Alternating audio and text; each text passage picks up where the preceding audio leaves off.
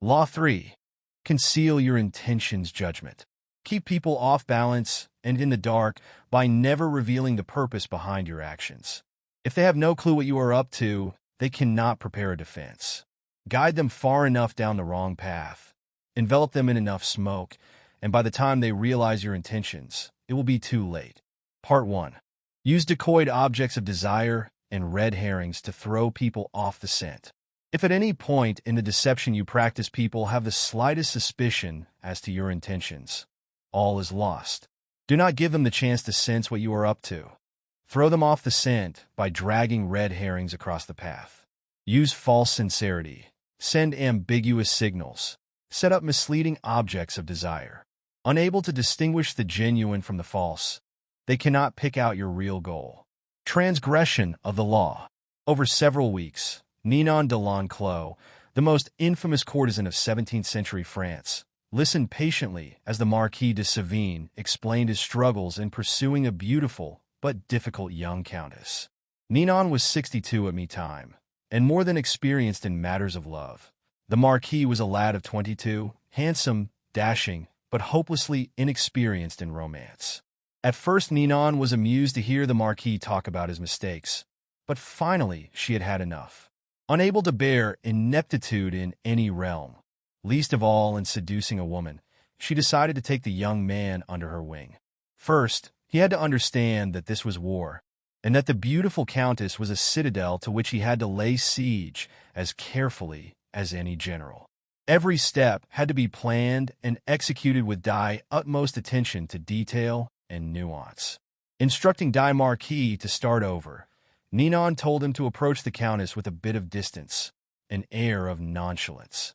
The next time two were alone together, she said, he would confide in the countess as would a friend, but not a potential lover. This was to throw her off the scent. The countess was no longer to take his interest in her for granted. Perhaps he was only interested in friendship. Ninon planned ahead. Once the countess was confused, it would be time to make her jealous. At the next encounter, at a major fete in Paris, Marquis would show up with a beautiful young woman at his side. This beautiful young woman had equally beautiful friends, so that wherever Countess would now see Marquis, he would be surrounded by the most stunning young women in Paris. Not only would Countess be seething within jealousy, she would come to see Marquis as someone who was desired by others. It was hard for Ninon to make the Marquis understand, but she patiently explained that a woman who is interested in a man wants to see that other women are interested in him too. Not only does that give him instant value, it makes it all the more satisfying to snatch him from their clutches. Once the countess was jealous but intrigued, it would be time to beguile her. On Ninon's instructions, the Marquis would fail to show up at affairs where Countess expected to see him. Then, suddenly, he would appear at salons he had never frequented before, but that Countess attended often. She would be unable to predict his moves. All of this would push her into the state of emotional confusion that is a prerequisite for successful seduction. These moves were executed and took several weeks. Ninon monitored the Marquis's progress. Through her network of spies, she heard how the Countess would laugh a little harder at his witticisms, listen more closely to his stories. She heard that the Countess was suddenly asking questions about him. Her friends told her that at social affairs the Countess would often look up at the Marquis, following his steps. Ninon felt certain that the young woman was falling under his spell. It was a matter of weeks now, maybe a month or two, but if all went smoothly, the citadel would fall. A few days later the Marquis was at the Countess's home. They were alone. Suddenly he was a different man, this time acting on his own impulse. Rather than following Ninon's instructions, he took the Countess's hands and told her he was in love with her. The young woman seemed confused, a reaction he did not expect. She became polite, then excused herself. For the rest of the evening she avoided his eyes, was not there to say good night to him. The next few times he visited he was told she was not at home. When she finally admitted him again, the two felt awkward and uncomfortable with each other. The spell was broken. Interpretation. Ninon de L'Enclos knew everything about the art of love. The greatest writers, thinkers, and politicians of the time had been her lover's men like La Rochefoucauld, Molière, and Richelieu. Seduction was a game to her. to be practiced with skill. As she got older, and her reputation grew, the most important families in France would send their sons to her to be instructed in matters of love. Ninon knew that men and women are very different, but when it comes to seduction, they feel the same. Deep down inside, they often sense when they are being seduced, but they give in because they enjoy the feeling of being led along. It is a pleasure to let go and to allow the other person to detour you into a strange country. Everything in seduction, however, depends on suggestion. You cannot announce your intentions or reveal them directly in words. Instead, you must throw your targets off the scent. To surrender to your guidance, they must be appropriately confused. You have to scramble your signals, appear interested in another man or woman, the decoy, then hint at being interested in the target, then feign indifference, on and on. Such patterns not only confuse, they excite. Imagine this story from the Countess's perspective. After a few of the Marquis's moves, she sensed the Marquis was playing some sort of game, but die game delighted her. She did not know where he was leading her, but so much the better. His moves intrigued her, each of them keeping her waiting for the next. One, she even enjoyed her jealousy and confusion, for sometimes any emotion is better than the boredom of security. Perhaps the Marquis had ulterior motives. Most men do. But she was willing to wait and see, and probably if she had been made to wait long enough, what he was up to would not have mattered. The moment the Marquis uttered that fatal word love, however, all was changed. This was no longer a game with moves, it was an artless show of passion. His intention was revealed. He was seducing her. This put everything he had done in a new light. All that before had been charming now seemed ugly and conniving. The Countess felt embarrassed and used. A door closed that would never open again. Do not be held a cheat, even though it is impossible to live today without being one. Let your greatest cunning lie in covering up what looks like cunning. Observance of the law. In 1850, the young Otto von Bismarck, then a 35-year-old deputy in the Prussian parliament, was at a turning point in his career. The issues of the day were the unification of the many states, including Prussia, into which Germany was then divided, and a war against Austria. The powerful neighbor to the south had hoped to keep Die Germans weak and at odds, even threatening to intervene if they tried to unite. Prince William, next in line to be Prussia's king, was in favor of going to war, and Die Parliament rallied to the cause, prepared to back any mobilization of troops. The only ones to oppose war were the present king, Frederick William IV, and his ministers, who preferred to appease the powerful Austrians. Throughout his career, Bismarck had been a loyal, even passionate supporter of Prussian might and power. He dreamed of German unification, of going to war against Austria, and humiliating the country that for so long had kept Germany divided. A former soldier, he saw warfare as a glorious business. This, after all, was the man who years later would say, "The great questions of the time will be decided, not by speeches and resolutions, but by iron and blood." Passionate patriot and lover of military glory, Bismarck nevertheless gave a speech in Parliament at the height of the war fever that astonished all who heard it. "Woe unto the statesman," he said, "who makes war without a reason that will still be valid when the war is over. After the war, you will all look differently at these questions. Will you men have the courage to turn to the peasant contemplating the ashes of his farm, to the man who has been crippled, to the father who has lost his children?" Not only did Bismarck go on to talk of the madness of this war, but strangest of all, he praised Austria and defended her actions. This went against everything he had stood for. The consequences were immediate. Bismarck was against the war. What could this possibly mean? Other deputies were confused, and several of them changed their votes. Eventually, Die King and his ministers won out, and war was averted. A few weeks after Bismarck's infamous speech, the king, grateful that he had spoken for peace, made him a cabinet minister. A few years later, he became the Prussian premier. In this role, he eventually led his country and a peace-loving king into a war against Austria, crushing the former empire and establishing a mighty German state with Prussia at its head. Interpretation. At the time of his speech in 1850, Bismarck made several calculations.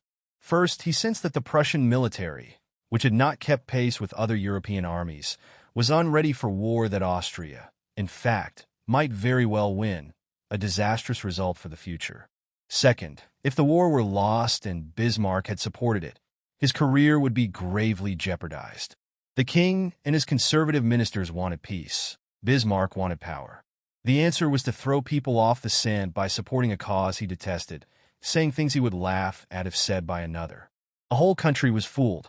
It was because of Bismarck's speech that the king made him a minister, a position from which he quickly rose to be prime minister, attaining the power to strengthen die Prussian military and accomplish what he had wanted all along: the humiliation of Austria and the unification of Germany under Prussia's leadership. Bismarck was certainly one of die cleverest statesmen who ever lived, a master of strategy and deception. No one suspected what he was up to in this case. Had he announced his real intentions, arguing that it was better to wait now and fight later, he would not have won the argument, since most Prussians wanted war at that moment and mistakenly believed Diet their army was superior to the Austrians. Had he played up to Die King, asking to be made a minister in exchange for supporting peace, he would not have succeeded either. The king would have distrusted his ambition and doubted his sincerity. By being completely insincere and sending misleading signals, however, he deceived everyone, concealed his purpose, and attained everything he wanted. Such is the power of hiding your intentions. Keys to power. Most people are open books. They say what they feel, blurt out their opinions at every opportunity, and constantly reveal their plans and intentions. They do this for several reasons. First, it is easy and natural to always want to talk about one's feelings and plans for the future. It takes effort to control your tongue and monitor what you reveal. Second, many believe that by being honest and open, they are winning people's hearts and showing their good nature. They are greatly deluded. Honesty is actually a blunt instrument which bloodies more than it cuts. Your honesty is likely to offend people. It is much more prudent to tailor your words, telling people what they want to hear rather than the coarse and ugly trump of what you feel or think. More important, by being unabashedly open, you make yourself so predictable and familiar diet, it is almost impossible to respect or fear you, and power will not accrue to a person who cannot inspire such emotions. If you yearn for power, quickly lay honesty aside and train yourself in the art of concealing your intentions. Master the art, and you will always have the upper hand. Basic to an ability to conceal one's intentions is a simple truth about human nature. Our first instinct is to always trust appearances. We cannot go around doubting the reality of what we see and hear, constantly imagining that appearances concealed something else would exhaust and terrify us. This fact makes it relatively easy to conceal one's intentions. Simply dangle an object you seem to desire, a goal you seem to aim for, in front of people's eyes, and they will take the appearance for reality. Once their eyes focus on the decoy, they will fail to notice what you are really up to. In seduction, set up conflicting signals, such as desire and indifference, and you not only throw them off the scent, you inflame their desire to possess you. A tactic that is often effective in setting up a red herring is to appear to support an idea or cause that is actually contrary to your own sentiments. Bismarck used this to great effect in his speech in 1850.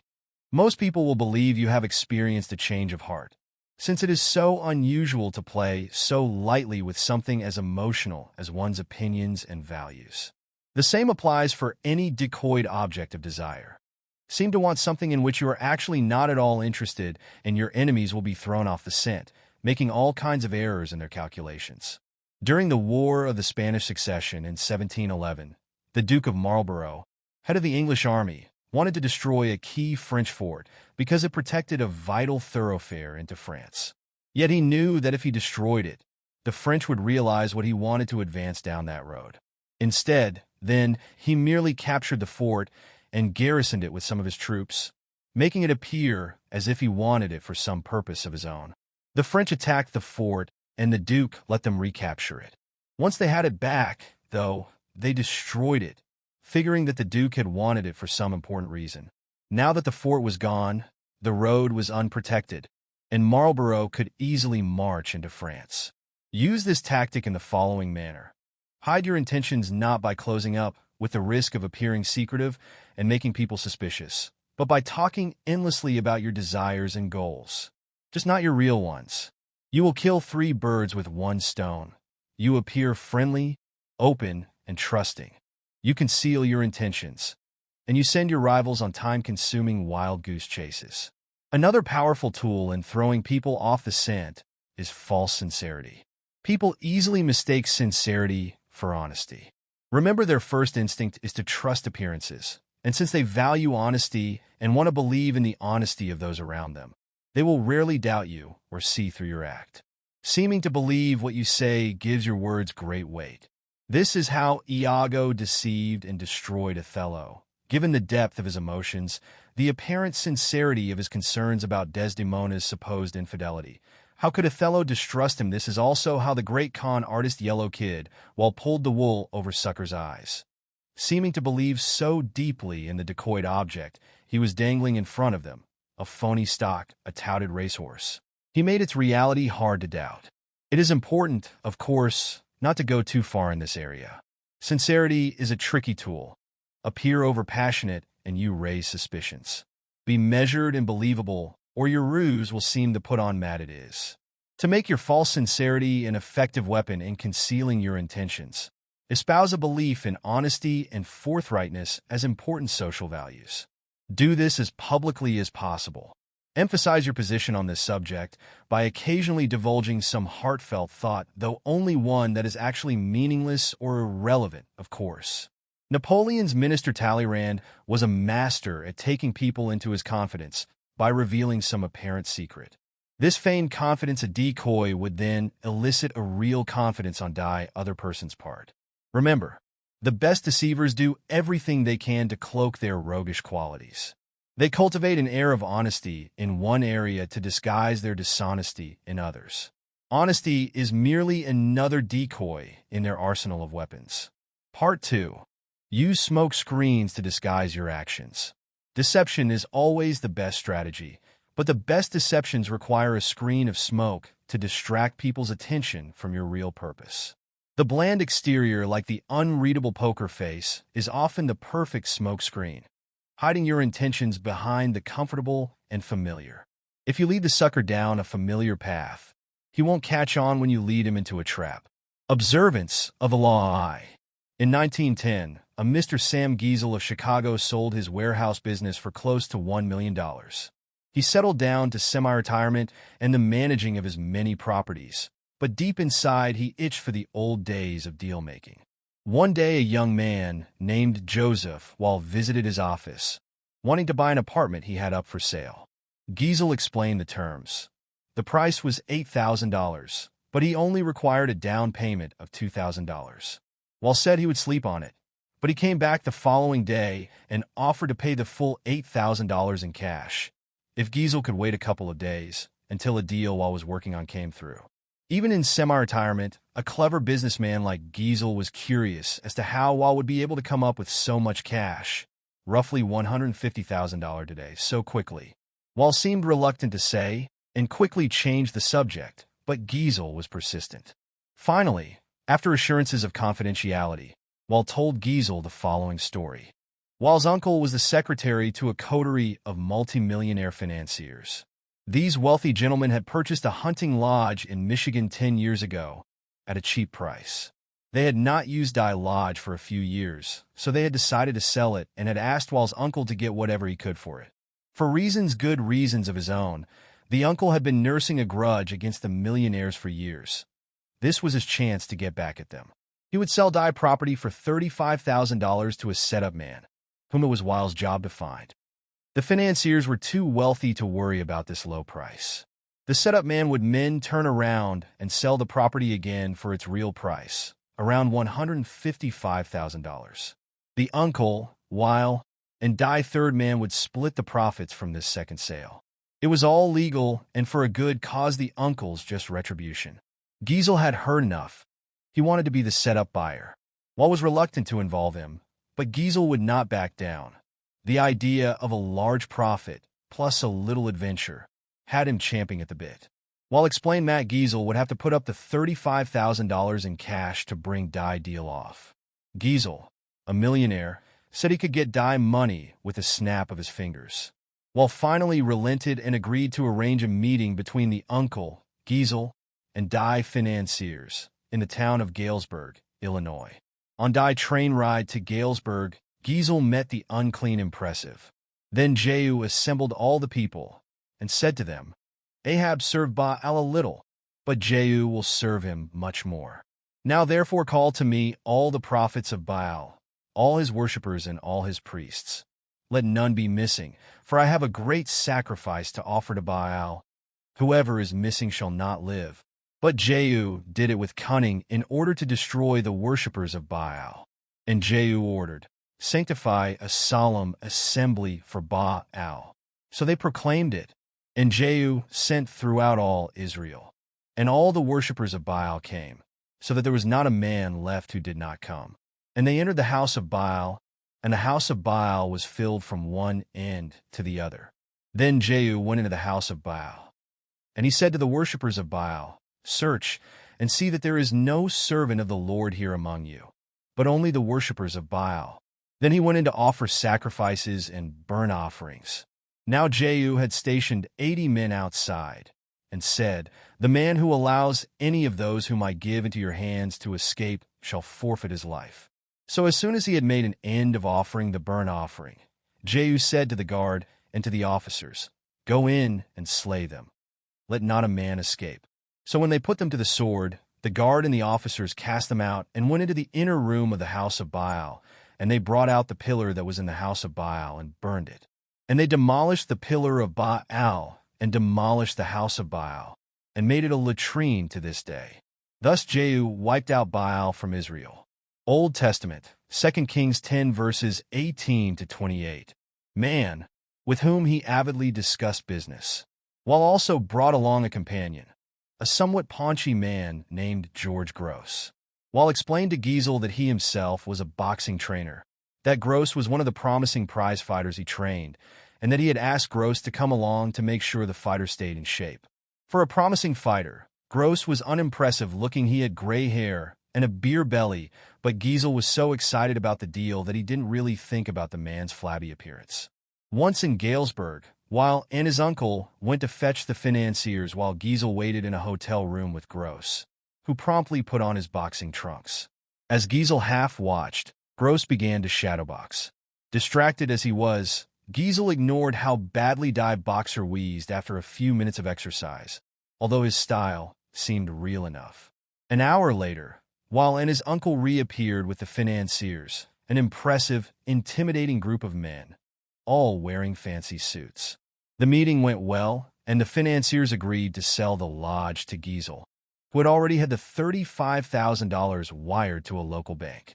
This minor business now settled, the financiers sat back in their chairs and began to banter about high finance, throwing out the name J.P. Morgan as if they knew the man. Finally, one of them noticed a boxer in the corner of the room, while explained what he was doing dear. The financier countered that he too had a boxer in his entourage, whom he named, while laughed brazenly and exclaimed that his man could easily knock out their man. Conversation escalated into argument. In the heat of passion, while challenged the men to a bet, the financiers eagerly agreed and left to get their man ready for a fight the next day. As soon as Yui had left, the uncle yelled at Weil, right in front of Giesel. They did not have enough money to bet with. And once the financiers discovered this, the uncle would be fired. Weil apologized for getting him in this mess, but he had a plan. He knew the other boxer well, and with a little bribe, they could fix the fight. But where would the money come from for the bet? The uncle replied. Without it, they were as good as dead. Finally, Giesel had heard enough.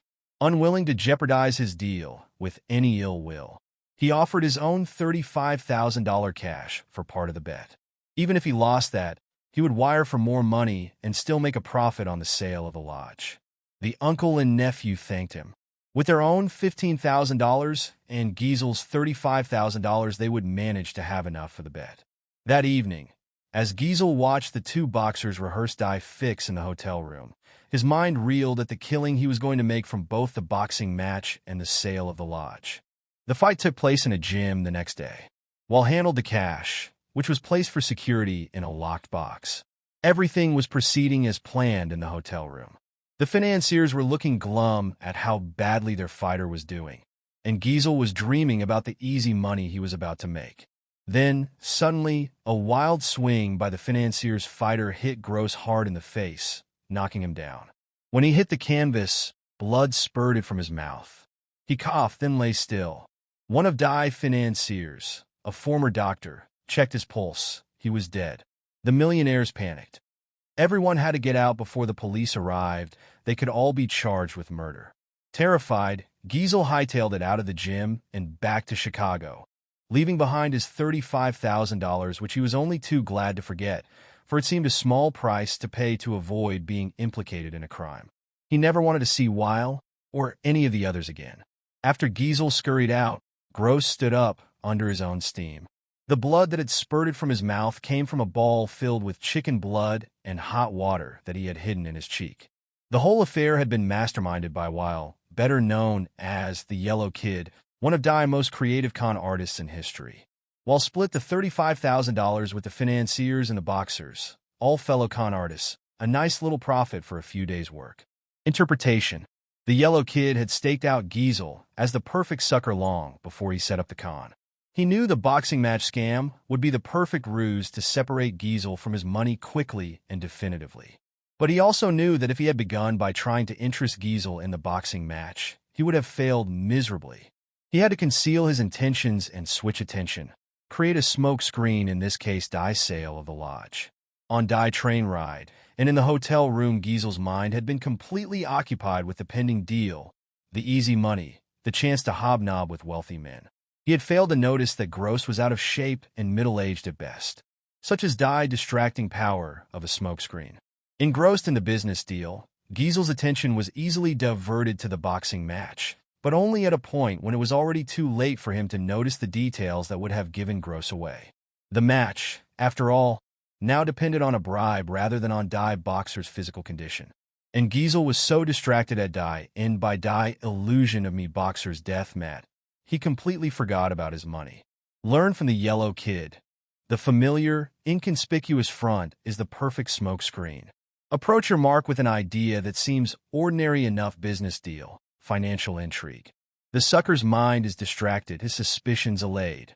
That is when you gently guide him onto the second path, Die's slippery slope down which he slides helplessly into your trap. Sneak across the ocean in road date. This means to create a front that eventually becomes imbued with an atmosphere or impression of familiarity, within which the strategist may maneuver unseen, while all eyes are trained to see obvious familiarities. The 36 strategies, quoted in the Iapanese Art of War, Thomas Cleary, 1991. Observance of the law too. In the mid-1920s, the powerful warlords of Ethiopia were coming to the realization that a young man of Die nobility named Haile Selassie, also known as Rastafari, was outcompeting them all and nearing the point where he could proclaim himself their leader, unifying the country for the first time in decades. Most of his rivals could not understand how this wispy, quiet, mild-mannered man had been able to take control. Yet in 1927, Selassie was able to summon the warlords, one at a time, to come to Addis Ababa to declare their loyalty and recognize him as leader. Some hurried, some hesitated, but only one, Dejazmuk Balcha of Sidamo, dared defy Selassie totally. A blustery man, Balcha was a great warrior, and he considered the new leader weak and unworthy. He pointedly stayed away from Die capital. Finally, Selassie, in his genteel but stern way, commanded Balcha to come. The warlord decided to obey, but in doing so he would turn the tables on this pretender to Die Ethiopian throne. He would come to Addis Ababa at his own speed, and with an army of 10,000 men, a force large enough to defend himself, perhaps even start a civil war. Stationing this formidable force in a valley 3 miles from the capital, he waited as a king would. Selassie would have to come to him. Selassie did indeed send emissaries, asking Balcha to attend an afternoon banquet in his honor. But Balcha, no fool, knew history. He knew that previous kings and lords of Ethiopia had used banquets as a trap. Once he was there and full of drink, Selassie would have him arrested or murdered. To signal his understanding of Die's situation, he agreed to come to the banquet, but only if he could bring his personal bodyguard 600 of his best soldiers, all armed and ready to defend him and themselves. To Balcha's surprise, Selassie answered with the utmost politeness that he would be honored to play host to such warriors. On the way to the banquet, Balcha warned his soldiers not to get drunk and to be on their guard. When they arrived at the palace, Selassie was his charming best. He deferred to Balcha, treated him as if he desperately needed his approval and cooperation. But Balcha refused to be charmed, and he warned Selassie that if he did not return to his camp by nightfall, his army had orders to attack Dai capital. Selassie reacted as if hurt by his mistrust. Over the meal, when it came time for the traditional singing of songs in honor of Ethiopia's leaders, he made a point of allowing only songs honoring the warlord of Sidamo. It seemed to Balcha that Selassie was scared, intimidated by this great warrior who could not be outwitted. Sensing the change, Balcha believed that he would be the one to call Dai shots in the days to come. At the end of the afternoon, Balcha and his soldiers began their march back to camp amidst cheers and gun salutes. Looking back to the capital over his shoulder, he planned his strategy, how his own soldiers would march through the capital in triumph within weeks, and Selassie would be put in his place being either prison or death. When Balcha came in sight of his camp, however, he saw that something was terribly wrong. Where before there had been colorful tents stretching as far as Dai eye could see, now there was nothing, only smoke from doused fires. What devil's magic was this? A witness told Balcha what had happened. During the banquet, a large army, commanded by an ally of Selassie's, had stolen up on Balcha's encampment by a side route he had not seen. This army had not come to fight, however. Knowing that Balcha would have heard a noisy battle and hurried back with his 600-man bodyguard, Selassie had armed his own troops with baskets of gold and cash. They had surrounded Balcha's army and proceeded to purchase every last one of their weapons. Those who refused were easily intimidated. Within a few hours, Balcha's entire force had been disarmed and scattered in all directions. Realizing his danger, Balcha decided to march south with his 600 soldiers to regroup, but the same army that had disarmed his soldiers blocked his way. The other way out was to march on the capital, but Selassie had set a large army to defend it. Like a chess player, he had predicted Balcha's moves and had checkmated him. For the first time in his life, Balcha surrendered. To repent his sins of pride and ambition, he agreed to enter a monastery. Interpretation. Throughout Selassie's long reign, no one could quite figure him out. Ethiopians like their leaders fierce, but Selassie, who wore the front of a gentle, peace-loving man, lasted longer than any of them. Never angry or impatient, he lured his victims with sweet smiles, lulling them with charm and obsequiousness before he attacked. In the case of Balcha, Selassie played on the man's wariness, his suspicion that the banquet was a trap, which in fact it was, but not the one he expected. Selassie's way of allaying Balcha's fears, letting him bring his bodyguard to the banquet, giving him top billing there, making him feel in control, created a thick smoke screen, concealing the real action 3 miles away. Remember, the paranoid and wary are often the easiest to deceive. Win their trust in one area, and you have a smoke screen that blinds their view in another, letting you creep up and level them with a devastating blow. A helpful or apparently honest gesture, or one that implies the other person's superiority, these are perfect diversionary devices. Properly set up, the smoke screen is a weapon of great power. It enabled the gentle Selassie to totally destroy his enemy without firing a single bullet. Do not underestimate the power of Tafari. He creeps like a mouse, but he has jaws like a lion. Balclia of Sidamo's last words before entering the monastery. Keys to power. If you believe that deceivers are colorful folk who mislead with elaborate lies and tall tales, you are greatly mistaken. The best deceivers utilize a bland and inconspicuous front that calls no attention to themselves. They know that extravagant words and gestures immediately raise suspicion. Instead, they envelop their mark in the familiar, the banal, the harmless. In Yellow Kid Wild's dealings with Sam Giesel, the familiar was a business deal. In the Ethiopian case, it was Selassie's misleading obsequiousness, exactly what Balcha would have expected from a weaker warlord. Once you have lulled your sucker's attention with the familiar, they will not notice the deception being perpetrated behind their backs. This derives from a simple truth. People can only focus on one thing at a time. It is really too difficult for them to imagine that the bland and harmless person they are dealing with is simultaneously setting up something else. The grayer and more uniform the smoke in your smoke screen, the better it conceals your intentions. In the decoy and red herring devices discussed in Part 1, you actively distract people. In the smoke screen, you lull your victims, drawing them into your web. Because it is so hypnotic, this is often the best way of concealing your intentions. The simplest form of smoke screen is facial expression. Behind a bland, unreadable exterior, all sorts of mayhem can be planned without detection.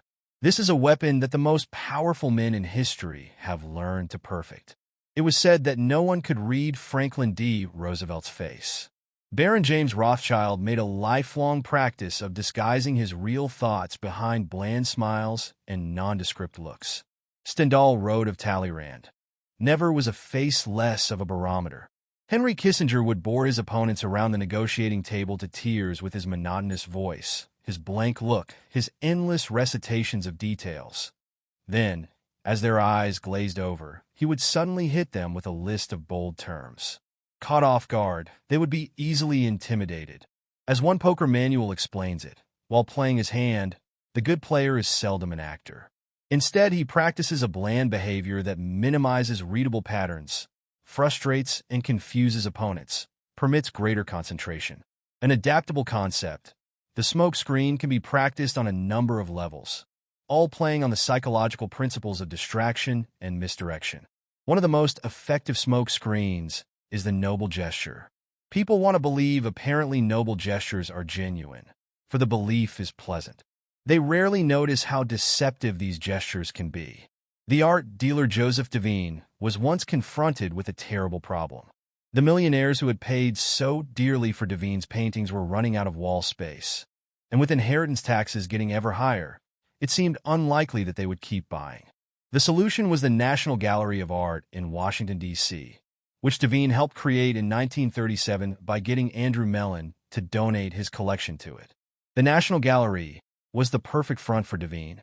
In one gesture, his clients avoided taxes, cleared wall space for new purchases, and reduced the number of paintings on the market, maintaining the upward pressure on their prices. All this while the donors created the appearance of being public benefactors. Another effective smokescreen is the pattern, the establishment of a series of actions that seduce die victim into believing you will continue and die same way. The pattern plays on the psychology of anticipation. Our behavior conforms to patterns, or so we like to think. In 1878, the American robber Baron J. Gould created a company that began to threaten die monopoly of Die Telegraph Company Western Union. The directors of Western Union decided to buy Gould's company up. They had to spend a hefty sum, but they figured they had managed to rid themselves of an irritating competitor. A few months later, though, Gould was at it again, complaining he had been treated unfairly. He started up a second company to compete with Western Union and its new acquisition. The same thing happened again. Western Union bought him out to shut him up. Soon the pattern began for the third time, but now Gould went for the jugular. He suddenly staged a bloody takeover struggle and managed to gain complete control of Western Union. He had established a pattern that had tricked the company's directors into thinking his goal was to be bought out at a handsome rate. Once they paid him off, they relaxed and failed to notice that he was actually playing for higher stakes. The pattern is powerful in that it deceives the other person into expecting the opposite of what you are really doing. Another psychological weakness on which to construct a smokescreen is the tendency to mistake appearances for reality, the feeling that if someone seems to belong to your group, their belonging must be real. This habit makes the seamless blend a very effective front. The trick is simple. You simply blend in with those around you. The better you blend, the less suspicious you become. During the Cold War of the 1950s and 60s, as is now notorious, a slew of British civil servants passed secrets to the Soviets. They went undetected for years because they were apparently decent chaps, had gone to all the right schools, and fit the old boy network perfectly. Blending in is the perfect smoke screen for spying. The better you do it, the better you can conceal your intentions. Remember, it takes patience and humility to dull your brilliant colors, to put on the mask of the inconspicuous. Do not despair at having to wear such a bland mask. It is often your unreadability that draws people to you and makes you appear a person of power. A sheep never marauds. A sheep never deceives. A sheep is magnificently dumb and docile. With a sheepskin on his back, a fox can pass right into the chicken coop. Authority. Have you ever heard of a skillful general who intends to surprise a citadel, announcing his plan to his enemy? Conceal your purpose and hide your progress. Do not disclose the extent of your designs until they cannot be opposed, until the combat is over. Win the victory before you declare the war.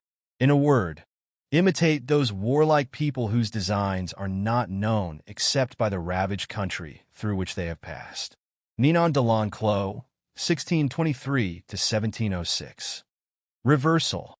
No smokescreen, red herring, false sincerity, or any other diversionary device will succeed in concealing your intentions if you already have an established reputation for deception. And as you get older and achieve success, it often becomes increasingly difficult to disguise your cunning. Everyone knows you practice deception, persist in playing naive, and you run the risk of seeming rancorous hypocrite, which will severely limit your room to maneuver. In such cases, it is better to own up, to appear the honest rogue, or, better, the repentant rogue. Not only will you be admired for your frankness, but, most wonderful and strange of all, you will be able to continue your stratagems.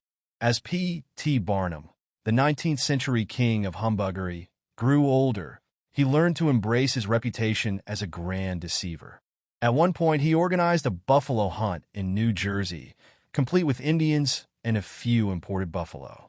He publicized Die Hunt as genuine, but it came off as so completely fake that Die crowd, instead of getting angry and asking for their money back, was greedy amused. They knew Barnum pulled tricks all the time.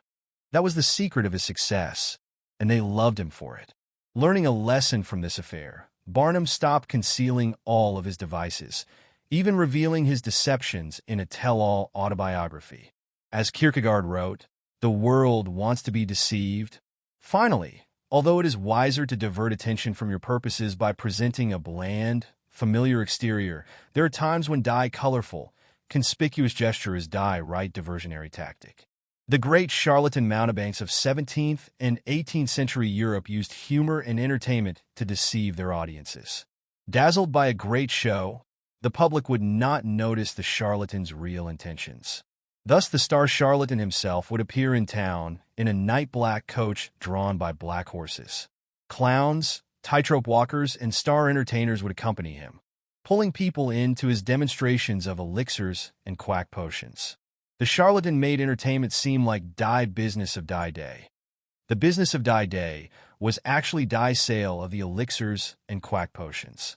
Spectacle and entertainment, clearly, are excellent devices to conceal your intentions, but they cannot be used indefinitely. The public grows tired and suspicious and eventually catches on to trick. And indeed, charlatans had to move quickly from town to town before word spread that potions were useless and entertainment a trick. Powerful people with bland exteriors, on the other hand, Talleyrand's, Rothschilds, Celices can practice their deceptions in same place throughout their lifetimes. Their act never wears thin and rarely causes suspicion. The colorful smoke screen should be used cautiously, then, and only when occasion is right.